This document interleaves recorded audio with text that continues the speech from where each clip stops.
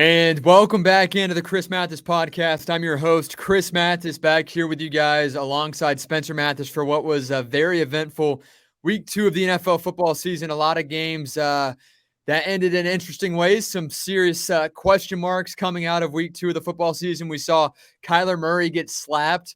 Was it intentional? Was it unintentional? We'll get into that here momentarily. We saw Bucs wide receiver Mike Evans protect his quarterback Tom Brady, also running back Leonard Fournette by absolutely destroying Marshawn Lattimore on the field there early in the fourth quarter of that Saints-Bucs game. In New Orleans, of course, Tampa Bay pulled away 20-10, the final score. But Spence, before we really delve into those two topics to headline today's show, how have you felt about the NFL season so far throughout the first 2 weeks? Well, the Bucs are 2-0, so I'm happy with the NFL season so far. Yeah, no doubt. Bucs 2-0 here as we enter week 3 as they'll take on the Green Bay Packers in their home opener on Sunday. Again, you're tuned into the Chris Mathis podcast, coming at you live on my end from iHeartRadio Studios, the podcast studios, that is. Spencer, of course, up there in North Georgia. But here we go. So we saw the Arizona Cardinals win the game against the Raiders in walk-off fashion in overtime on Sunday. And there wasn't much talk initially as to what happened after the game because it wasn't a big deal until video came out of what looked to be a fan slap, in my opinion, slap Kyler Murray intentionally. And before we let Spencer kind of go off on his agreements or disagreements with me on this story, we're going to pull up this video. So if you guys are watching right now on YouTube or Spotify, dial in, pull over, check out this video, and you guys can decide for yourself. Here's a video of Kyler Murray. Let me share my screen of Kyler Murray getting slapped in the end zone following a walk-off touchdown to beat the Las Vegas Raiders. Here we go. Share my screen, and you guys can make a decision for yourself. Decide for yourself if it was intentional or not. Spence, can you see it up on the screen right now? Yeah? Yeah. Okay, all right, here we go. So here we go. You got Kyler Murray, Cardinals quarterback, celebrating with a fan in the end zone. Granted, they're on the road. They're in Vegas, and watch that fan in the background. Kyler gets slapped, and there's a lot of commotion going on. He didn't really, notice it right away. Then he turns around, and he pushes the guy in the gray shirt with the gray-white hair, if you will, a little bit of a spike up front.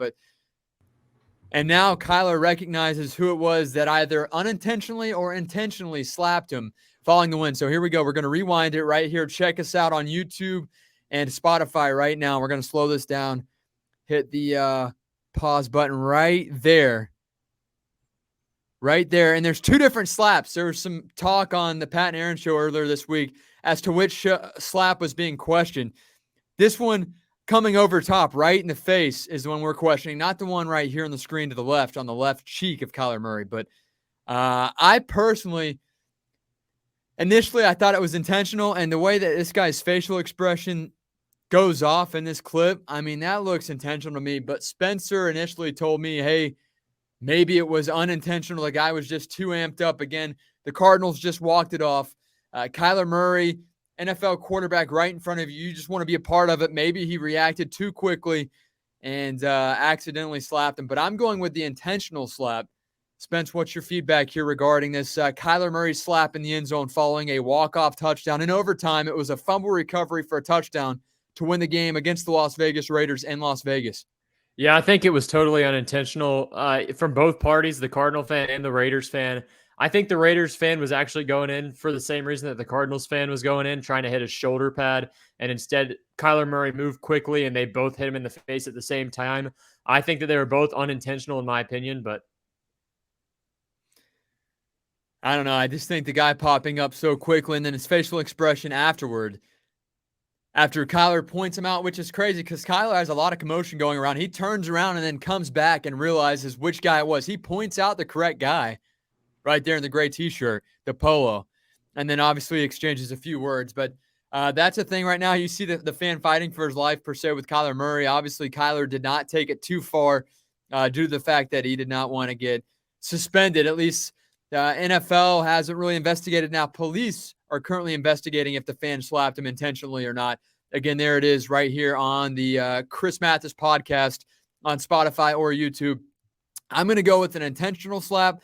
Now, Spencer obviously disagrees with you on that. He thinks it was unintentional. You guys can tweet us at TCM_pod. Give us your feedback. Did Kyler Murray, quarterback of the Arizona Cardinals, get slapped intentionally or unintentionally there after they won the game against the Las Vegas Raiders? I guess the emotion, Spence, the commotion coming from a fan getting too excited is your reasoning for why he might have accidentally slapped him in the face? Yeah, exactly. I mean, it was just after the end of the game. Kyler Murray didn't win in the game. He didn't score the final touchdown. I don't think the Raiders fan would have hit Kyler Murray on purpose. And it would be pretty easy to maintain his innocence whenever he's questioned by the police. He's just got to say that he was aiming for Kyler Murray's shoulder pads, and he'll be fine. Continuing here with a couple of other storylines before we dive right into our Week 3 NFL predictions. Big week here for several teams. We've got Mike Evans against Marshawn Lattimore, of course, Buccaneers wide receiver, a guy who's had 8 consecutive years of 1,000 or more receiving yards in a season, which is unreal to think about, especially at the receiver position, a position in which guys get banged up left and right. He's had his fair share of injuries with hamstring tweaks here and there, but hasn't really missed too much time throughout his career, allowing for him to rack up 1,000 yards or more receiving each and every year. But Marshawn Lattimore and him, Lattimore, of course, New Orleans Saints defensive back, have had some beef going back several years ago in which Jameis Winston kind of, when he was the Bucs quarterback, poked Marshawn Lattimore in the helmet area, the helmet region, and kind of got his attention a few years ago in 2017. And then Mike Evans saw Lattimore react to Jameis Winston. Evans runs over, shoves Lattimore then, and then that was when that beef kind of all started. But Spence, before we show the video here on YouTube and or Spotify, what did you see on Sunday? Obviously a very close game there starting off the fourth quarter, and then out of nowhere, tensions flare. You see Lattimore and Mike Evans go at it. Yeah, fans may say that was the most boring game of Sunday. It was 3-3 going into the fourth quarter, but that game was played nearly perfectly by both parties, the offense and the defense. Marshawn Lattimore was battling Mike Evans all day long like he always does, and he was kind of shutting him down per usual. I mean, Marshawn Lattimore he just beats Mike Evans every time they play. So in this situation, I think Mike Evans saw that Lattimore was chirping with Fournette and Brady. He saw maybe he said something to Brady that he didn't like, and he came out of nowhere and just completely flattened him, just like what he did in 2017. But it really all comes from this rivalry that they've had against each other ever since Marshawn came into the league in 2016. I mean, that Marshawn Lattimore versus Mike Evans is must-see TV every single time they're on. So the next game they play is December 5th, and that's definitely one you should tune into. Yeah, again, these two guys have gone at it for several years now, dating back to when Jameis Winston was the Bucs quarterback in 2017. And obviously we discussed the hatred there between the two guys, and it's a known fact. Even Tom Brady realizes that tension because the Buccaneers, since Tom Brady has came to Tampa, have been 0-4 with Tom Brady in the regular season against the New Orleans Saints, a team that hasn't been as good as the Bucs have been, in terms of how the teams ended up at the end of the year. The Bucs won the Super Bowl 2 seasons ago. Last year made a deep run into the playoffs. They beat the Saints last year in the playoffs. They actually ended Drew Brees' NFL career with a couple of interceptions there in New Orleans. But obviously this is one of those things in which everybody knows that the tensions are there. I think it's kind of obviously Dennis Allen has done a great job there as defensive coordinator of the New Orleans Saints, but I think it's overblown, and I think that this comes down to it being a mental game for the Bucs against the Saints. I really don't feel like the Saints have ever really been a better team than the Bucs during that 4-game losing skid in the regular season. Yeah, I agree with that completely, but the Saints have always just played the Bucs really good ever since we became fans of the Bucs back in 1998. But I mean, the Saints have always played better than most teams do against the Bucs. Even whenever the Bucs were shitty, Drew Brees would destroy us. So they lose Drew Brees. Even last year, they had Trevor Siemian at quarterback one game, Taysom Hill the other. They beat us in both of those. 2 years ago, they beat us 38-3 in Tampa the night before Halloween. So, I mean, the Saints own the Buccaneers over the past couple of seasons. I'm happy to see the Bucs in the win column. But honestly, coming from a non-biased perspective, if you're looking at this play as a Saints fan or just an NFL guy, you're kind of thinking that it may be a cheap shot by Mike Evans. And I can kind of see where the league office went to go suspend him because this has happened before. He's a repeat offender against the same guy. So this time he can't get away with it. It's a 1-game suspension, a big game to miss for Tampa Bay. But I think that Mike Evans and Marshawn Lattimore getting suspended in this game really won the Bucs the game. I think that we had the tide eventually after that because Mike Evans absolutely cleaned Marshawn Lattimore's clock, and I think all the players saw that. And then the next drive, Tom Brady throws a touchdown to Brashad Perryman, pick six. The Bucs are winning 20-10, and that's the game. So, I mean, I think this changed the tides.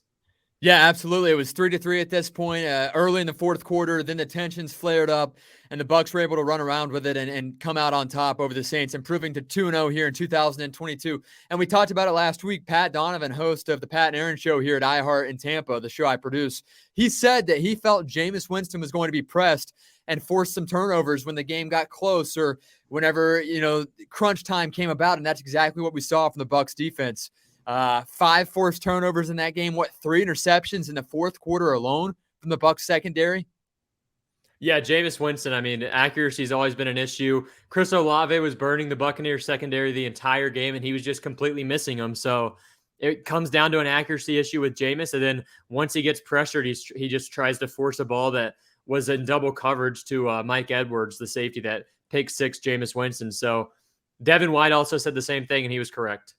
Yeah, no doubt. And here is that play we're talking about. If you guys are streaming us on YouTube or Spotify, we're going to pull us up on Twitter. Here's the moment. Early fourth quarter, Tom Brady right there, top of the screen. Leonard Fournette right behind him.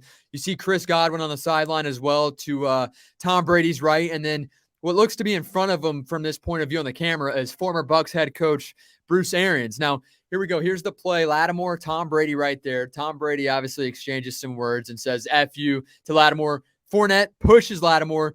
And then Mike Evans comes out of nowhere and, as you said, cleans his clock and throws him down. And then he gets into it with May of the New Orleans Saints as well. And this is just the start of it all. Here we go. Once again, if you guys are checking us out, check out this video. Tom Brady right there going at it with Marshawn Lattimore, Leonard Fournette in the mix too, and Mike Evans just comes in out of nowhere off the sidelines. Spence, do you feel like obviously – you said that this kind of motivated and pushed the Bucs to win the game. Do you feel like winning that game was worth having Mike Evans suspended here against Green Bay in Week 3? Yeah, the Bucs still have a chance to win. We've just won without Mike Evans in the fourth quarter. We scored 17 points without him. That's a bigger game than this game coming up against the NFC North opponent in the Green Bay Packers. So beating the Saints to go to 2-0 on the season and 1 NFC South win is much bigger, even if they lose next week to the NFC North Packers, because that game doesn't matter as much. I mean, both teams are probably going to win the division. So in the grand scheme of things, that game doesn't matter. Yeah, and the thing is that kind of baffles me is the Bucs offense has not been great by any means. It hasn't been the Bucs offense over the last 2 years. Obviously, a lot of injuries, key injuries up front on the offensive line. Then you have Chris Godwin go down. Obviously, Mike Evans suspended now. You've got Julio Jones, who's battling through some injuries too. Russell Gage has to step up. The Bucs just signed Cole Beasley to the practice squad as well. So the Bucs have a big task at hand against the Green Bay Packers here on Sunday in Tampa. I will be at the game reporting on the game for 953 WDAA. I'm excited for that. My first home game, regular season game that I'm reporting on for the Buccaneers here as an affiliate, as a reporter for iHeartRadio 95.3 WDAE. Now, we're going to get into our predictions here for Week 3 of this NFL football season. But first and foremost, the guys that make this possible are, of course, at Information On Demand. And it's fast, it's accurate, it's reliable, it's Information On Demand. And you can see that call number right there at the bottom of your screen, 855-914-4636. Information On Demand brings you the Chris Mathis podcast each and every week, offering fast, accurate, and affordable background screening services. Whether you need criminal background checks, drug screenings, E-Verify, academic accreditations, or other screening services, they've got you covered. And it doesn't matter if you're up here in North Georgia, Western North Carolina, such as Spencer, if you're down here in Florida, or you're in Michigan, or wherever in the United States, my friends at Information On Demand will take care of you, and you'll be able to rest easy knowing a highly trained search team will get you the information you need in just 8 hours or less. Information On Demand, again, fast, accurate, affordable pre-employment background screening services. And you can give them a call today, 855-914-4636, or visit informationondemand.net. Again, they bring you our Week 3 NFL predictions here on the Chris Mathis podcast. And you can see more information down below in the description right here on Spotify, YouTube, wherever you're getting this podcast right now. But first and foremost, Week 3 of this NFL football season gets underway here. Thursday night football it is, And it's going to be exciting to see another AFC matchup between the Pittsburgh Steelers and the Cleveland Browns in Cleveland.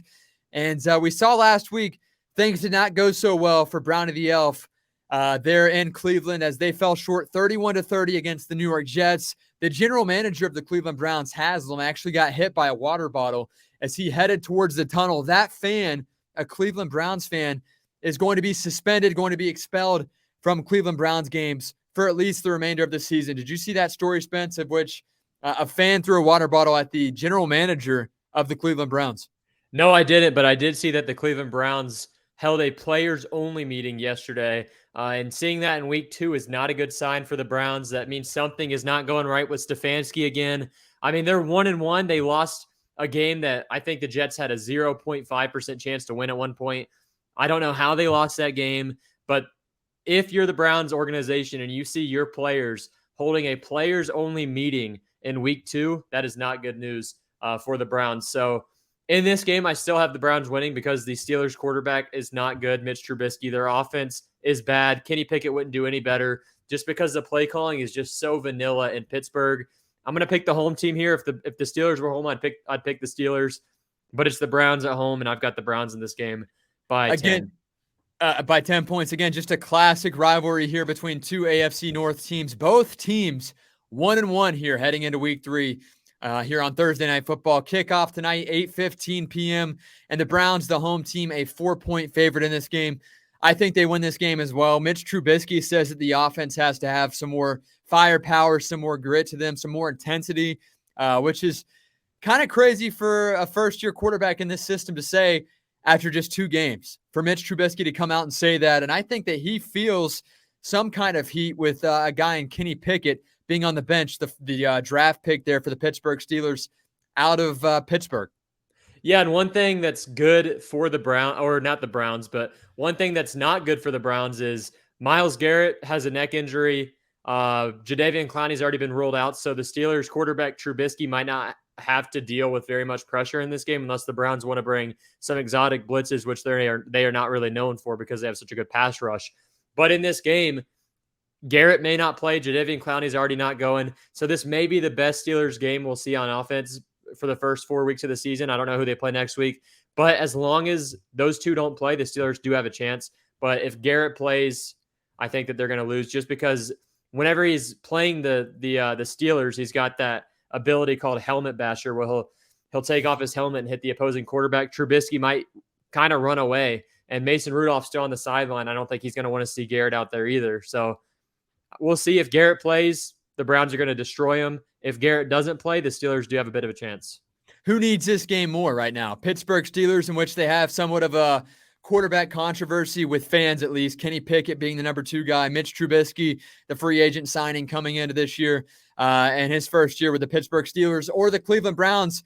They had high expectations for this year until Deshaun Watson got in trouble, and he's not returning till well later in the season. And obviously they want to win games that way when they have a guy in Deshaun Watson return to the field for the Cleveland Browns.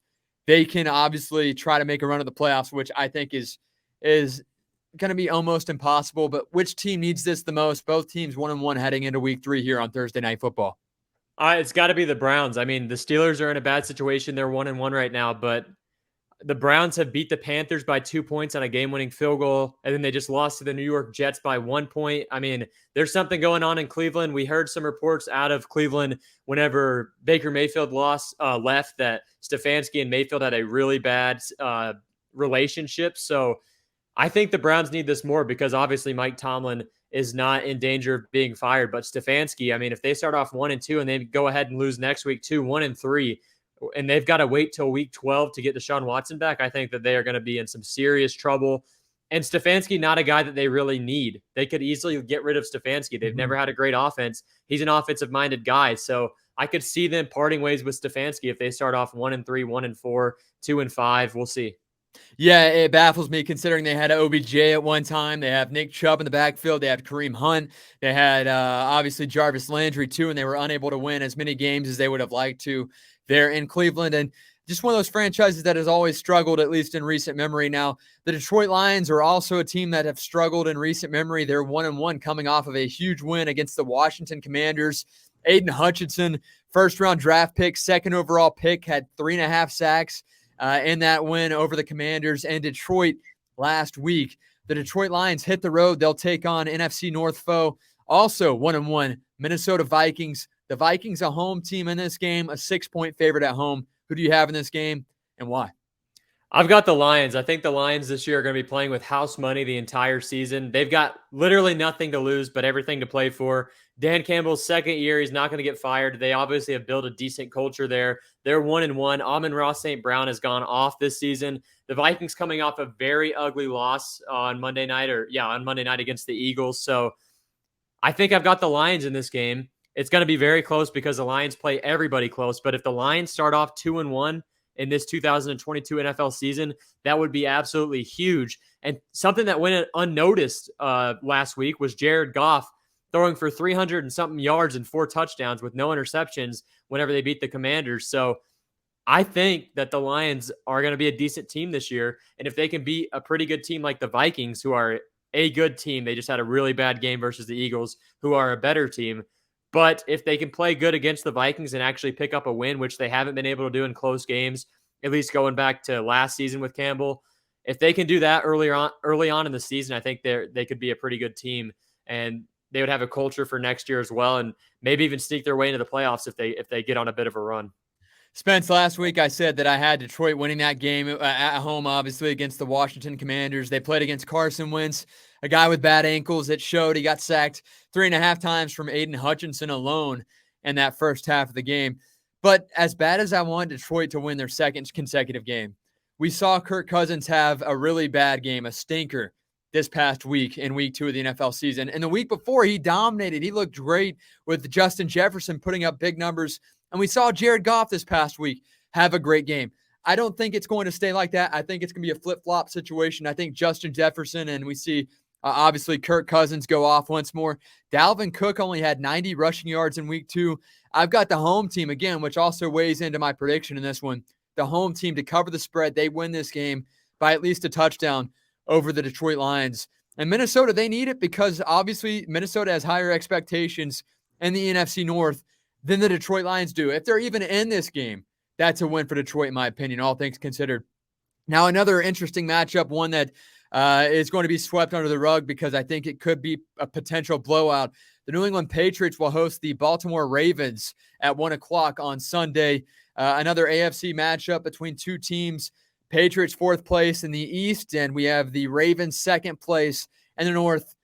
Again, we were looking here, Ravens trying to prove that they're legit. They had a great week last week with Baltimore's quarterback Lamar Jackson going off, setting some records, but they lost. They lost a close game. We've got the Patriots at home. The Patriots are a 3-point underdog at home. What do you got in this game? Yeah, the Ravens are a good team. They are going to absolutely smack the Patriots down in week 3. Mac Jones, he hasn't done anything this year again. I think he was pretty decent as a rookie, which is about as good as I think he's going to get. He'll probably sorry to cut you off, but that was kind of how I saw his cap his rookie year was pretty decent, like the whole year from when he was drafted.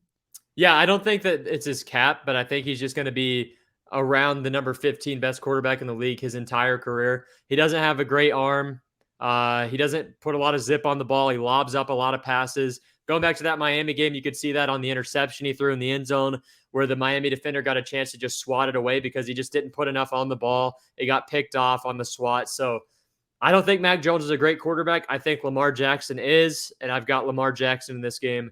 I think they are going to destroy the Patriots because last week the Ravens lost a game they should not have lost against the Miami Dolphins. I mean, Tua went off, but in the 4th quarter, the Ravens offense kind of went dead because the Dolphins just had so much momentum offensively and defensively. The Ravens should have easily won that game. They were up 35-14, ended up losing that one 42-38. So I've got the Ravens this week defeating the Patriots, and I think it's going to be by 14 plus. Don't look now, but Baltimore Ravens quarterback Lamar Jackson, 531 passing yards, 6 touchdowns, just 1 interception on the year, in addition to his over probably close to 200 yards rushing and a pair of touchdowns as well. Again, the Patriots, a 3-point underdog at home. And yeah, I think you're easily looking at a 14-point victory, if not more, for Baltimore on the road. And Lamar Jackson, he does really well underneath the lights in prime time, if you will. And this isn't a primetime game in terms of when it kicks off, but it is a primetime situation in Foxborough against Bill Belichick, a guy who's been coined as one of the best for a very long time. I think the Ravens dominate in this game. Now, two NFC South foes go at it. New Orleans Saints hit the road. They'll take on the Carolina Panthers there in Charlotte. I know Steven, Morgan, Emily, they're all hoping that the Panthers come out victorious at home, but they've got some serious woes there in Carolina. Carolina's still in search of their first win with first-year Panthers starting quarterback Baker Mayfield at the helm under center. The New Orleans Saints, a 3-point favorite coming into Charlotte on Sunday, 1 o'clock kickoff. Yeah, the Panthers lost by 2 to the Browns in week 1, lost by 3 to the Giants in week 2. Those two teams are not as good as the Saints. I don't care who the quarterback is of the Saints. They've got a pretty good defense always. If Kamara plays, I think the Saints are going to run away with this. But I'm just gonna have to go with the Saints in this game. Baker Mayfield is on the surface of winning these games, but the Panthers are not a team that's built to win it. Matt Rule's job is in jeopardy. This is a big game for Matt Rule. I could definitely see him being the first coach fired this season. He has not shown one thing in his time with the Panthers. So I'm going to go with the Saints in this game, especially if Kamara plays. I'm going to say Saints by at least 10, just because the Panthers, losing by 2 to the Browns, in which they had the lead with a minute left. They were leading by 1, lost on a last-second field goal. And then last week, they lost to the Giants by 3 points on a last-second field goal. So back-to-back last-second field goals against teams that have worse offenses than the New Orleans Saints do. So I think I've got the Saints in this game by 10+. Yeah, I'm with you. I hate to just say I agree with you, but that's the case. I think that the Saints can't afford to go down 2 consecutive games to 2 division rivals, and I don't think they're going to allow that to happen. Obviously, they played against one of the best teams in the NFL last week, and it was tied up going into the fourth quarter. I think the Saints dominate in this game, and they'll pick up another win here on the season. The Chicago Bears will host the Houston Texans. Bears are a 3-point home favorite. Texans still in search of their first win in the Lovie Smith era. I believe, right? This is year 1 of Lovie Smith with Houston Texans. Yeah, they got rid of a coach who did a great job last year. They get rid of him. They bring in Lovie Smith. We saw him here in Tampa, and he was not impressive to me at all. And they'll play against his former team, a team he took to the promised land years ago, the Chicago Bears there in the Windy City. Bears 1-1 on the year, and the Bears are a 3-point favorite here, 1 o'clock kickoff on Sunday. Yeah, Texans have tied week 1 to the Colts. They lost last week to the Broncos. That Broncos game was an absolute burner. That game sucked. Russell Wilson has a bit of woes so far this season, even though this is off topic. But the Texans have played 2 pretty good games. Defensively, they've looked pretty good. Davis Mills hasn't done very much this season. But in this game, I think that the Texans are going to come out on top and get their first win of the season to move to 1-1-1 on the year. The Bears are going to fall to 1-2. They beat the 49ers in that rainy slop fest in week 1. They got smacked by the Packers last week. So I don't think the Bears are a good team. They threw the ball 9 times against the Packers, and it was perfect conditions. So I think I've got the Texans in this game. It's going to be another close game. The Texans are where the Lions were last season at the moment. So it's going to be I'm going to say both teams go under 20 points in this game, and the Texans win it. But 19-17, just a weird score. I think that the Texans are a better team, but I think this is almost must-win for Chicago. Justin Fields has attempted 28 passes through the first 2 weeks. He's 15 of 28, 191 passing yards, 2 touchdowns, 2 picks, a quarterback rating of 69, which is an awesome number, but it's not a great number in terms of looking up and down the stat sheet. Justin Fields, I don't know if they're just putting a cap on this guy or what, if they're holding his standard down. I know the first game, the weather was sloppy against San Francisco, but to only throw the ball 28 times through the first 2 weeks, come on, he doesn't have any weapons there in Chicago. I think this is must-win for Chicago, and I think they will win this game, even though I think the Texans end up with a better year than Chicago this season. Bears home team, I'm going to go with the home team here. I think they win by 6 points, 6 or more on Sunday. The Indianapolis Colts in search of their first victory in the Matt Ryan era. I'm totally shocked by this. They got shut out last week by the Jacksonville Jaguars in Jacksonville. That's the 8th consecutive loss in Jacksonville that the Indianapolis Colts have suffered. The Colts at home, 6.5-point underdog. I don't know how it's only 6.5 points against the Kansas City Chiefs. I think the Colts dropped to 0-2-1 on the year. I think the Chiefs wax them, Spence. I mean, I figure what your answer is. Who do you got and why? Michael Pittman is kind of questionable this week, wide receiver for the Indianapolis Colts. Yeah, we saw the Colts offense last week without Michael Pittman. And so far this year, Matt Ryan has 1 touchdown, 4 interceptions. He's averaging 270 a game, but you got to take into account that they went to overtime against the Texans all the way down to the last seconds and tied. So the Colts are not a good team. And I think that the Colts are looking, at least the fans are looking at the head coach and saying, how do we suck again with the team that we put together 2 years ago that looked really good with Phillip Rivers, made the playoffs? Last year they had Carson Wentz. They didn't make the playoffs again. This year, Matt Ryan not looking great so far. The offensive line sucks. Matt Ryan's holding on to the ball too long, maybe because his receivers can't get open. But that's just part of the team. That's the team that the Colts are. Their only real receiver right now is Michael Pittman. And if he's out, it's not good. And this is the Kansas City Chiefs, who are going to be insane this year. Mahomes has been a little quiet, at least this last year. He was a little quiet. But I think the Chiefs are back with a vengeance this year. Juju Smith's going to have a good season. The Chiefs are going to absolutely destroy the Colts at home. And the Colts are going to be 0-2-1 because of that tie against the Texans, which is basically a loss. But it could easily be 0-3. And I think that the Colts may look at their head coach and get rid of that guy. Yeah, it's crazy because I'm not going to say I had Super Bowl expectations for the Colts. Year one with Matt Ryan, huge difference between him and Tom Brady, especially in his first year. I don't expect a Super Bowl run by any means by the Indianapolis Colts, but I thought they would be a true competitor, a team that you saw at least at 8-9 at worst this year with Matt Ryan. And again, they're still in search of their first win. They lose again this week against Kansas City at home.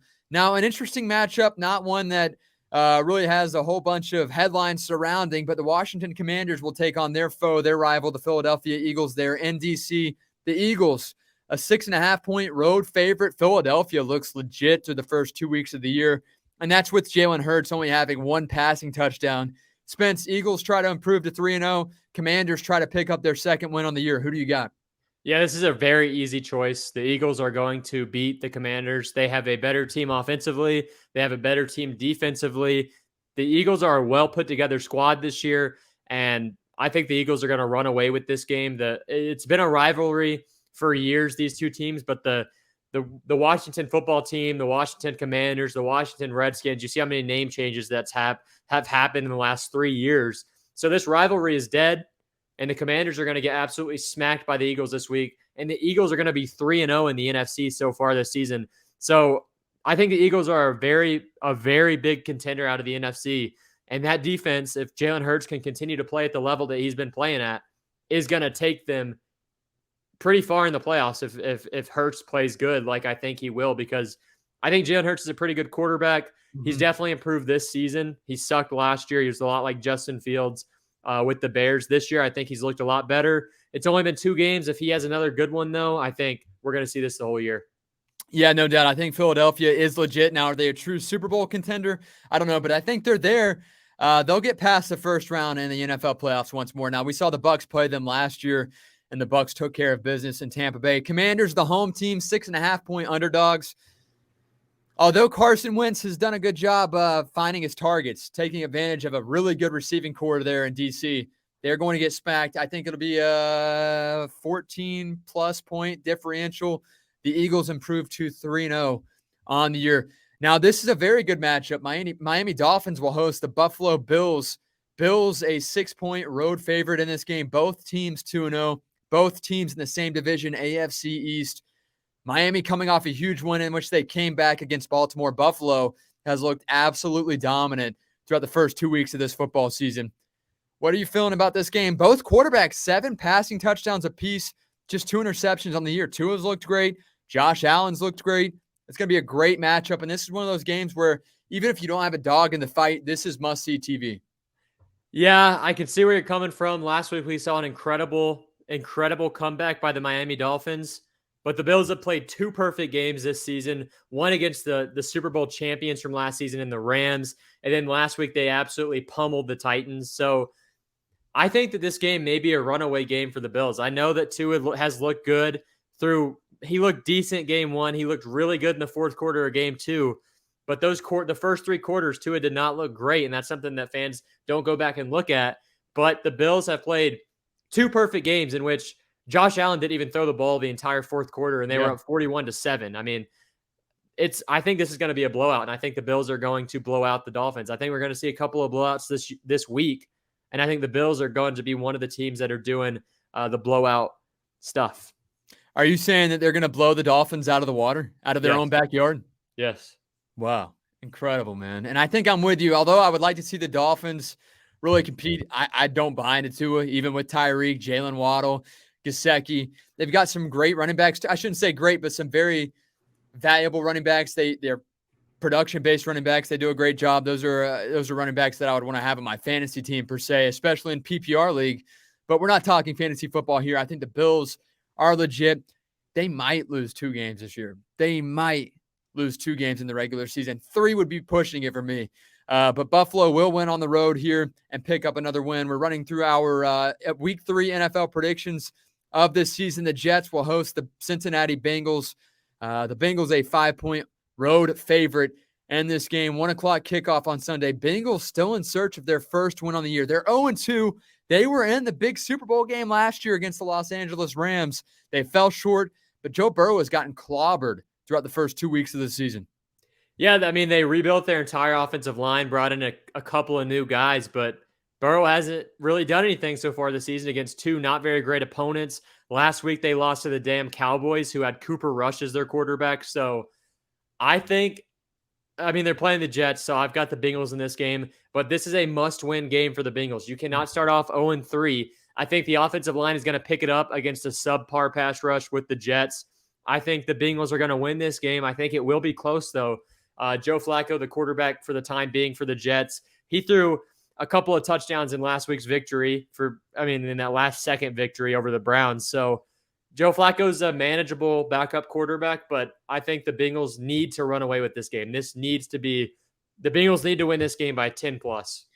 Yeah, I'm with you. I think the Bengals have to win this game, not only because of their division, but their conference. The AFC, they can't go down 0-3 to start off this year, especially coming off of a Super Bowl run last year. And we talked about it a few weeks ago right here on the podcast.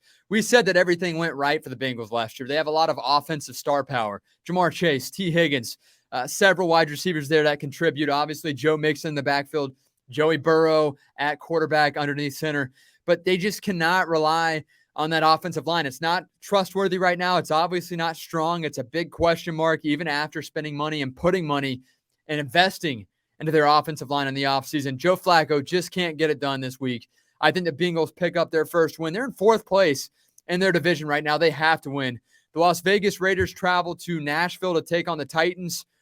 Raiders coming off a heartbreaker last week in overtime to the Arizona Cardinals, in which they fumbled the ball. Hunter Renfrow fumbled the ball, 2 times you said in the last minute of that overtime period. He fumbles the ball. The Cardinals take it back to the house. 49-yard touchdown score to win it. And the Titans coming off of a brutal loss as well. They're 0-2. Both teams 0-2. Who comes out and picks up their first win of the season? Yeah, this is 2 must-win games for both of these teams. The Titans, like you just said, 0-2. The Raiders, 0-2. The Raiders, 2 heartbreaking losses, one to a division foe in the Chargers. The last one, they blew a big lead, a 16-point lead to the Cardinals, who through the first 6 quarters of this season, the Cardinals look like absolute trash. But in those final 2 quarters in overtime against the Raiders, they look good. But the Raiders have to win this game. I think I've got the Raiders in this one. The Raiders are going to destroy the Titans. I'm not going to say destroy. I think this will be a decently close game, but Tannehill's got to pick it up because, again, he's sucked this season just like he did last season. But this year he's got a backup quarterback that fans are going to be calling for here in a couple of games if he continues at this place. So Tannehill needs to win, but I don't think he's going to get it done. I think the Raiders are going to move on to 1-2. Yeah, I'm with you. And even though they are the home team, the Raiders are a better team in general. Derrick Henry kind of struggled last week as well. I think he got shaken up too, hurt his ankle or his foot once more. I've got the Titans losing at home. The Raiders pick up their first win on the season. We're wrapping up our Week 3 predictions here on the podcast. Jacksonville Jaguars travel to Los Angeles to take on the Chargers. Chargers a 7-point favorite. We saw Justin Herbert get beat up last week. Gave me some bad feelings like the Tyrod Taylor situation where the doctor accidentally punctured his lung after a rib injury. Fortunately, it looks as if Justin Burrow is good to go, but Jacksonville 1-1. They looked great last week at home against the Indianapolis Colts. The Chargers 1-1 as well. What do you got in this game? I think this is one of those games. It's intriguing. I would like to see Trevor Lawrence play a clean game and stay in this ball game. He's got 510 passing yards through the first 2 weeks. Yeah, Lawrence has looked good, but is Justin Herbert a go in this game? I think he is. As far as I haven't seen him officially Okay. ruled out. If I'm Justin Herbert's looking playing, I've got the Chargers. questionable as of right now Okay. on the recording of this podcast Wednesday. Questionable with ribs injury. Yeah, if Herbert plays, the Chargers beat the Jaguars. If Herbert does not play, I think the Jaguars move on to 2-1. So it's based off of the starting quarterback plays. I think that the Chargers are going to beat the Jaguars by a good amount because the Colts are not a good team. I'm with you. If Justin Herbert's good to go, if he feels pretty healthy and can go out there and play at least 85%, you play the man and they dominate in this game. Otherwise, Jacksonville, I think they have some momentum going right now, especially coming off a huge shutout against Matt Ryan and the Indianapolis Colts. Now, a battle of the birds, a battle of Matt Ryan's old team. Atlanta Falcons will travel to Seattle. They'll travel across the country to take on the Seahawks. It's going to be an interesting situation there, as always. 2.5-point home favorite Seattle Seahawks are, of course, the home favorite. And Geno Smith coming off a game in which he didn't play so hot, didn't play terrible, but didn't play as hot as he did week one. We've got a battle of Marcus Mariota and Geno Smith. If you would have told me that would be a quarterback matchup in 2022, I would think that you're tripping. Yeah, this is a very even game. I mean, this is probably the most even. Well, they're both two birds. They're both two birds, so very even. So this is going to be an aerial assault. They're going to be playing deep balls all game because they want the ball in the air with these birds going against each other. But the Falcons lost week 1 to the Saints, in which they were up 16 points. They had a chance to come back against the Rams last week. They're 0-2, but I think they've looked better than the Seahawks have, who are 1-1. Even though the Seahawks beat Russell Wilson, the Broncos could easily be 2-0 if they don't get the ball punched out at the 1 yard line 2 times. So in this game, I've got the Atlanta Falcons going all the way down to Seattle, which is going to be a long-ass travel in this game. But I still got the Falcons in this one. I think Mariota is going to play a pretty good game. It's going to be a very boring game. And we're going to see Kyle Pitts hopefully get involved for the first time this season. Mm-hmm. But the Falcons are going to win this game. It's going to be very close, very boring. Atlanta prevails. Yeah, I'm with you. I'm with you 100%. I think Atlanta, as I said, coming into the year, they're going to maybe win 6 games at most. But I think they're going to pick up a couple of shocking victories. This isn't necessarily a shocker, but it is on the road 5-6 years ago in Seattle. That's a huge shocker. Again, the line set it right now. 2.5-point favorite Seattle Seahawks. They lose at home against Atlanta. The Los Angeles Rams travel to Arizona. They'll travel to Glendale. Rams a 3.5-point road favorite. Yeah, these are two teams that I think haven't played very good this season. I saw that the Cardinals won last week. They beat the Raiders. They look like absolute dog water through the first 3 quarters of that game. They had to come back from 16 down. Carr completely fumbled the bag on those final couple of drives. And then overtime, Renfro fumbles 2 times in a row. I mean, I don't think the Cards are a great team, but I also don't think the Rams are the Rams of last season. So this is going to be a very, very, very close game. 2 NFC West opponents. Both teams really want to win this game, but the Rams and the Cardinals are both 1-1, I'm pretty sure, at this moment. So in this game, I think I'm going to go with the Rams. I get that the Cardinals may have won last week, but the first 6 quarters that they put out on the field through the first 2 games were absolute rubbish. Those final 2 quarters against the Raiders last week were decent, but the Rams are going to win this game. I think this is going to be a very close game, but Cooper Kupp is going to have a big game. Give me Kyler Murray in this game. He just got slapped in the face twice, and one of them is being questioned, being investigated by police. I have something to add on to this. What's that? So this is really big news for the Cardinals. They are completely out of this game because I was told by Caleb McCoy that Call of Duty, the new Call of Duty Modern Warfare, is having an open beta this weekend. So Kyler Murray, I don't even know if he's even going to be at the stadium. I think he may lose track of time Saturday night, and I think he's just going to miss this game. Or if he does play, I think he's just going to be thinking of taking out enemies in Call of Duty all night. So this is going to be a blowout. I think the Rams are going to blow out the Cardinals. I'm going to add another blowout onto the schedule just because Kyler Murray cannot get away from Call of Duty, and it was built into his contract whenever he signed it, which was absolutely wild. They eventually took it out, but it's still there. It's still really there. They told Kyler Murray, get off the game. Kyler Murray said no, and I don't even know if he's going to be at the stadium because Kingsbury is going to have to pull him off of his couch. Cheetos are still going to be on his finger. He's going to have a lot of inaccurate passes in this game. And the Rams, I think Ramsey gets a pick 6. I think Jalen Ramsey's going to pick 6 Kyler Murray in the second drive of the game. And the Rams are going to absolutely run away with this game. Hey, that'd be interesting to see. I think obviously the XP points in Call of Duty is going to be something that we watch out for. Open beta this weekend. Can Kyler Murray fight through the urge and skip out on Call of Duty this weekend? That's the big question. If he can, I think Kyler Murray wins this game. I'm gonna give Kyler the benefit of the doubt. We've given him a hard time on the Pat and Aaron show for weeks regarding double XP weekends, and we looked at the numbers, and the numbers drop significantly when it is double XP weekends. But it's open beta. It's not necessarily just double XP weekend. It's bigger this week. I think he proves you wrong, Spence. I really do, and I think the Cardinals win at home. The thing with this being open beta is it's much bigger. This is a brand new game. He's going to be so in tune with this game. He's going to be watching Twitch streams. He's going to be watching YouTube videos. He's going to be playing the game all at the same time because this is the first time he's getting to play this new Modern Warfare game. He's played double XP weekends his whole life. This is a brand new game. I think Kyler Murray is going to go out there and, I mean, people compare him to a baby all the time when he's running around. I think he's going to poop his pants, maybe his diapers, if you want to go that far. So the Cardinals are going to get smacked. Kyler Murray, I don't even know if he's going to show up. I've said that a couple of times. I don't think he's going to show up. We'll see, but it's not looking good for the Cardinals. I guarantee that's going to be clipped up by our podcast editor and posted to TikTok by the time you guys are viewing this at TCM_pod. Go give it a like, give it a comment. Who wins this game? The Rams or the Cardinals? Will Call of Duty strike Kyler Murray once more? We'll have to find out. The San Francisco 49. Well, wait, before we get into Sunday night's game, let's go to the evening game. The Tampa Bay Buccaneers will host the Green Bay Packers. The Bucs a 2-point favorite in this game. Battle of Tom Brady against the battle and the quarterback, the guy at will, Aaron Rodgers, ayahuasca man there. I think it's ayahuasca.